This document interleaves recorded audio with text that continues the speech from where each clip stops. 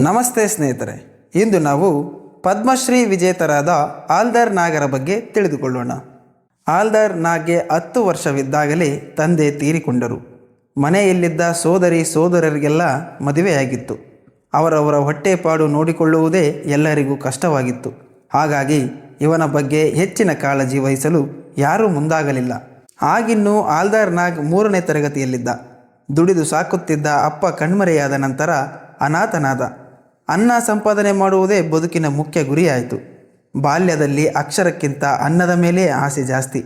ಈ ಕಾರಣದಿಂದಲೇ ಸ್ಕೂಲಿಗೆ ಗುಡ್ ಬೈ ಹೇಳಿ ಒಂದು ಹೋಟೆಲ್ನಲ್ಲಿ ಟೇಬಲ್ ಒರೆಸುವ, ಲೋಟ ತೊಳೆಯುವ ಕೆಲಸಕ್ಕೆ ಸೇರಿಕೊಂಡ. ಅಲ್ಲಿ 2 ವರ್ಷ ಕಳೆದ ಮೇಲೆ ಬಾರ್ಗಾ ಜಿಲ್ಲೆಯಲ್ಲಿದ್ದ ಹಾಸ್ಟೆಲೊಂದಕ್ಕೆ ಅಡುಗೆ ಸಹಾಯಕನಾಗಿ ಸೇರಿಕೊಂಡ. 3 ಹೊತ್ತು ಊಟ, ಉಳಿಯಲು ಜಾಗ, ತಿಂಗಳ ಕೊನೆಗೆ ಸಣ್ಣದೊಂದು ಸಂಬಳ. ನೆಮ್ಮದಿಯ ಬದುಕಿಗೆ ಇಷ್ಟೇ ಸಾಕು ಅನ್ನಿಸಿತು ಆಲ್ದರ್ ನಾಗನಿಗೆ. ಈ ರೀತಿ 16 ವರ್ಷಗಳನ್ನು ಹಾಸ್ಟೆಲ್ನಲ್ಲಿ ಅಡುಗೆ ಸೇವಕನಾಗಿಯೇ ಕಳೆದು ಬಿಟ್ಟ. ಅವನಿದ್ದ ಬಾರ್ಗಾ ಜಿಲ್ಲೆಯಲ್ಲಿಯೂ 50ಕ್ಕೂ ಹೆಚ್ಚು ಸ್ಕೂಲ್ಗಳಿವೆ ಎಂದು ಗೊತ್ತಾಗುವ ವೇಳೆಗೆ ಅವನಿಗೆ 28 ವರ್ಷ ಆಗಿ ಹೋಗಿತ್ತು. ಅವನಿಗೆ ಹೊರಗಿನ ಪ್ರಪಂಚದ ಬಗ್ಗೆ ಏನೂ ಗೊತ್ತಿರಲಿಲ್ಲ. ಹೀಗೆ ಅಡುಗೆ ಮಾಡಿಕೊಂಡೇ ಬದುಕುವ ಬದಲು ಏನಾದರೂ ಸ್ವಉದ್ಯೋಗ ಮಾಡಿಕೊಂಡು ನನ್ನಿಷ್ಟದಂತೆಯೇ ಸ್ವತಂತ್ರವಾಗಿ ಬದುಕಬಾರದೇಕೆ ಅನ್ನಿಸಿತು ಆಲ್ದರ್ ನಾಗನಿಗೆ. ಕೆಲವೇ ದಿನಗಳಲ್ಲಿ ಅಡುಗೆಯವನ ಕೆಲಸಕ್ಕೆ ಗುಡ್ ಬೈ ಹೇಳಿದ. ಸ್ಥಳೀಯ ಬ್ಯಾಂಕ್ನಲ್ಲಿ 1000 ರೂಪಾಯಿಗಳ ಸಾಲ ಪಡೆದು ಸ್ಟೇಷನರಿ ವಸ್ತು ಮಾರಾಟದ ಅಂಗಡಿ ತೆರೆದ. ಶಾಲಾ ವಿದ್ಯಾರ್ಥಿಗಳು ಅವನ ಪ್ರಮುಖ ಗ್ರಾಹಕರಾದರು. ಅಂಗಡಿಗೆ ಬಂದ ಹುಡುಗರು ಪಾಠದ ಬಗ್ಗೆ, ಪದ್ಯಗಳ ಬಗ್ಗೆ ಮಾತನಾಡುವುದನ್ನು ಕೇಳಿದಾಗಲೆಲ್ಲ ಓದಬೇಕು, ಬರೆಯಬೇಕು ಎಂದೆಲ್ಲ ಅವನಿಗೆ ಅನ್ನಿಸುತ್ತಿತ್ತು. ಆದರೆ 3ನೇ ಕ್ಲಾಸಿಗೆ ಸ್ಕೂಲ್ ಬಿಟ್ಟಿದ್ದ ಅವನಿಗೆ ಅಕ್ಷರ ಕಲಿಯುವುದು ಹೇಗೆಂದು ತಿಳಿಯಲಿಲ್ಲ. ಆದರೆ ಬರೆಯಬೇಕು, ಓದಬೇಕು ಎಂಬ ಬಯಕೆ ದಿನೇ ದಿನೇ ಹೆಚ್ಚುತ್ತಲೇ ಹೋಯಿತು. ಈ ಸಂದರ್ಭದಲ್ಲಿಯೇ ಅವನಿಗೆ ಅಭಿಮನ್ಯು ಸಾಹಿತ್ಯ ಸಂಸತ್ ಎಂಬ ಸಂಸ್ಥೆಯೊಂದರ ಒಡನಾಟ ಲಭಿಸಿತು. ಈ ಸಂಸ್ಥೆ ಪ್ರತಿ ವಾರವೂ ಒಡಿಯಾ ಭಾಷೆಯ ಸಾಹಿತ್ಯಕ್ಕೆ ಸಂಬಂಧಿಸಿದಂತೆ ಕೂಟಗಳನ್ನು ನಡೆಸುತ್ತಿತ್ತು. ಅಲ್ಲಿ ಕವಿತೆ, ಕತೆ, ನಾಟಕಗಳ ಬಗ್ಗೆ ಚರ್ಚೆಗಳಾಗುತ್ತಿದ್ದವು. ಉತ್ಸಾಹ ಒಂದು ಜೊತೆಗಿದ್ದರೆ ಕಲಿಯುವುದು ಅದ್ಯಾವ ಮಹಾ ಕೆಲಸ. ಅವನು ಕೆಲವೇ ತಿಂಗಳಲ್ಲಿ ಓದಲು ಮತ್ತು ಬರೆಯಲು ಕಲಿತು ಬಿಟ್ಟ. ಆಲ್ದರ್ ನಾಗ್ ಬುಡಕಟ್ಟು ಜನಾಂಗದಿಂದ ಬಂದವನು. ಪುರಾಣ, ಪುಣ್ಯಕಥೆಗಳನ್ನು ಒಂದು ವಿಶಿಷ್ಟ ದಾಟಿ ಅಂದಾಜಿನೊಂದಿಗೆ ಹೇಳುವ ಕೌಶಲ್ಯ ಬುಡಕಟ್ಟು ಸಮುದಾಯದವರಿಗೆ ಒಲಿದಿತ್ತು. ಏನಾದರೂ ಬರೆಯಬೇಕು, ಮನಸ್ಸಿನ ಭಾವನೆಗಳನ್ನು ಹೇಳಿಕೊಳ್ಳಬೇಕು ಎಂಬ ಆಸೆ ಅವನಿಗೆ ತೀವ್ರವಾಗತೊಡಗಿತು. ಆದರೆ ಒಂದು ಕಥೆಯನ್ನು, ಕವಿತೆಯನ್ನು ಬರೆಯಬೇಕಾದರೆ ಭಾಷೆ, ಅಲಂಕಾರ, ಪ್ರಾಸ, ಛಂದಸ್ಸು, ರೂಪಕ ಹೀಗೆ ಏನೇನೋ ಬೇಕಲ್ಲವೇ? ಅಂಥದ್ದೊಂದು ಭಾಷಾ ಶುದ್ಧಿ ಅವನಿಗೆ ಇರಲಿಲ್ಲ. ಆಗ ಅವನು ಒಡಿಯಾ ಭಾಷೆಯ ಖ್ಯಾತ ಕವಿಗಳ ಪದ್ಯಗಳನ್ನು ಹೆಚ್ಚಾಗಿ ಓದತೊಡಗಿದ. ಅಲ್ಲಿಂದ ಇಲ್ಲಿಗೆ ಒಂದೊಂದು ಸಾಲುಗಳನ್ನು ಹೆಕ್ಕಿಕೊಂಡು ಅವುಗಳನ್ನು ತನ್ನ ಕವಿತೆಗಳೊಂದಿಗೆ ಜೋಡಿಸತೊಡಗಿದ. ಹೀಗಿದ್ದಾಗಲೇ ಅದೊಮ್ಮೆ ಒಡಿಸ್ಸಾ ಕವಿ ಬಿನೋದ್ ನಾಯಕ್ ಅವರ ಸಂಕಲನವನ್ನು ಓದುವ ಅವಕಾಶ ಅವನಿಗೆ ಒದಗಿ ಬಂತು. ಅವರ ಪದ್ಯಗಳನ್ನು ಓದುತ್ತಾ ಹೋದಂತೆ ಅವನ ಮನಸ್ಸಿನ ಮಾತುಗಳು ಇದೇ ದಾಟಿಯಲ್ಲಿರಬೇಕು ಅನ್ನಿಸಿತು. ಅದುವರೆಗೂ ಅಲ್ಲಿಲ್ಲಿ ಕಾಪಿ ಮಾಡಿ ಪೋಣಿಸಿದ್ದೆಲ್ಲ ಕಳಪೆ ಅನ್ನಿಸತೊಡಗಿತು. ಹಿಂದೆ ಮುಂದೆ ಯೋಚಿಸದೆ ಅದನ್ನೆಲ್ಲ ಹರಿದು ಹಾಕಿ ನಂತರ ತನ್ನದೇ ಭಾಷೆಯಲ್ಲಿ, ತನ್ನದೇ ದಾಟಿಯಲ್ಲಿ ಮಂದಿ ಆಲದ ಮರ ಎಂಬ ಅರ್ಥ ಹೊಂದಿದ್ದ ಶೀರ್ಷಿಕೆಯ ಪದ್ಯ ಬರೆದನು. ಅದನ್ನು ಕುತೂಹಲದೊಂದಿಗೆ ಸ್ಥಳೀಯ ಪತ್ರಿಕೆಯೊಂದಕ್ಕೆ ಕಳಿಸಿದನು.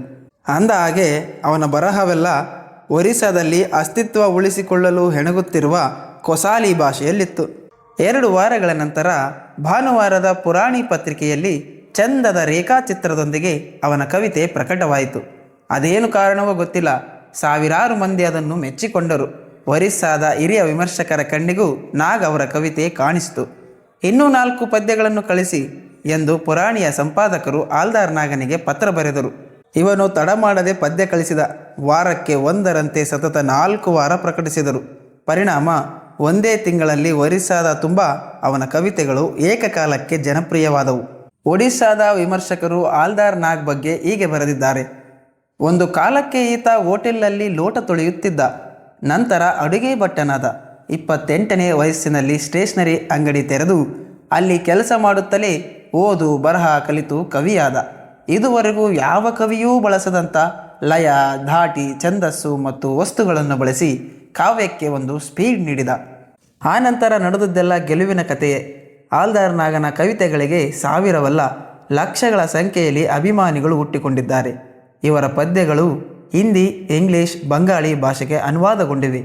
ಈ ಕವಿಯ ಕಾವ್ಯ ಭಾಷೆ, ಅದರಿಂದ ಉಂಟಾಗಿರುವ ಪರಿಣಾಮ ಕವಿತೆ ಕಟ್ಟಲು ಈತ ಆಯ್ಕೆ ಮಾಡಿಕೊಂಡ ವಸ್ತು ಮುಂತಾದ ವಿಷಯಗಳಲ್ಲಿ ವಿಶೇಷ ಅಧ್ಯಯನ ಮಾಡಿ 5 ಮಂದಿ PhD ಪಡೆದಿದ್ದಾರೆ. ಈತನ ಪದ್ಯಗಳ ಸಂಕಲನವನ್ನು ಪದವಿ ತರಗತಿಗೆ ಟೆಕ್ಸ್ಟ್ ಬುಕ್ ಮಾಡುವ ಮೂಲಕ ಸಂಬಾಲ್ಟರ್ ವಿಶ್ವವಿದ್ಯಾಲಯವು ಹಾಲ್ದಾರ್ ನಾಗ್ಗೆ ತನ್ನ ಗೌರವ ಸಲ್ಲಿಸಿದೆ. ಒರಿಸ್ಸಾದ ಜನ ಇವನನ್ನು ಲೋಕ ಕವಿರತ್ನ ಎಂದು ಕರೆದು ಸಂಭ್ರಮಿಸಿದ್ದಾರೆ. ಇದೆಲ್ಲದಕ್ಕೂ ಮುಕುಟವಿರುವಂತೆ ಈ ಕವಿಗೆ ಪದ್ಮಶ್ರೀ ಪ್ರಶಸ್ತಿಯೂ ಲಭಿಸಿದೆ. ಈಗ ಇವರಿಗೆ 75 ವರ್ಷ ದಾಟಿದೆ. ಪ್ರತಿ ವಾರವೂ ಒಂದಲ್ಲ ಒಂದು ಕವಿಗೋಷ್ಠಿ, ಸಾಹಿತ್ಯ ಸಂವಾದದಲ್ಲಿ ಭಾಗವಹಿಸುತ್ತಾ ಬ್ಯುಸಿಯಾಗಿದ್ದಾರೆ. ಅಲ್ಲಪ್ಪ, 60ಕ್ಕೂ ಹೆಚ್ಚು ಪದ್ಯಗಳನ್ನು ಚೂರೂ ತಡವರಿಸದೆ ಹೇಳ್ತೀಯಲ್ಲ, ಅದು ಹೇಗೆ ಸಾಧ್ಯವಾಗುತ್ತೆ ಅಂದರೆ ಅದೇನು ದೇವರ ಆಶೀರ್ವಾದ ಅಷ್ಟೇ. ಪದ್ಯ ಆರಂಭಿಸಿದರೆ ಒಂದೊಂದು ಸಾಲುಗಳು ನೆನಪಾಗುತ್ತಾ ಹೋಗುತ್ತವೆ. ಅದಕ್ಕಿಂತ ಹೆಚ್ಚಿನದು ನನಗೇನೂ ತೋಚುವುದಿಲ್ಲ ಎಂದು ಮುಗ್ಧವಾಗಿ ನಗುತ್ತಾರೆ ಹಾಲ್ದಾರ್ ನಾಗರು. ಸ್ನೇಹಿತರೆ, ಎಷ್ಟೋ ಓದಿದ ನಮಗೆ 2 ಸಾಲುಗಳನ್ನು ಬರೆಯಲು ಕೈ ನಡುಗುತ್ತವೆ ಅಂದಾಗ 3ನೇ ತರಗತಿಯಲ್ಲೇ ತನ್ನ ಶಿಕ್ಷಣವನ್ನು ಬಿಟ್ಟು ಮತ್ತೆ 28ನೇ ವಯಸ್ಸಿಗೆ ಓದು ಬರಹ ಕಲಿತು ದೊಡ್ಡ ಕವಿಯಾಗಿ ಪದ್ಮಶ್ರೀ ಪಡೆಯುತ್ತಾರೆ ಅಂದರೆ ಇವರಿಗಿಂತ ಸ್ಫೂರ್ತಿದಾಯಕ ವ್ಯಕ್ತಿ ನಮಗೆ ಬೇರೆ ಯಾರೂ ಬೇಡ ಅನಿಸುತ್ತದೆ. ಸ್ನೇಹಿತರೆ, ಧನ್ಯವಾದಗಳು.